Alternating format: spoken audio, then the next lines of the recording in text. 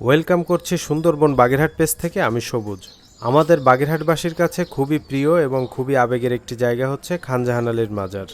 আমরা কারণে অকারণে একটু ঘুরতে ইচ্ছা করলেই চলে যাই মাজারের দিঘির ঘাটে।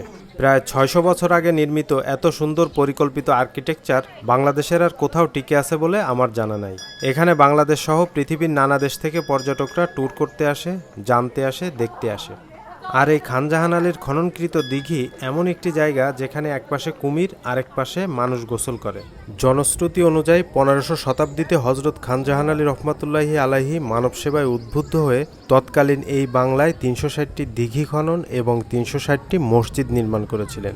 তার নির্মিত স্থাপনাগুলোর বেশিরভাগই আজও টিকে আছে ইতিহাসের নীরব সাক্ষী হয়ে।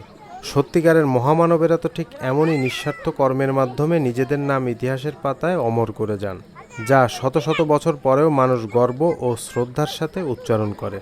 আপনিও সময় পেলে ঘুরতে আসবেন আমাদের বাগেরহাটে। ভিডিওটি কোথা থেকে দেখছেন কমেন্ট করে অবশ্যই জানাবেন।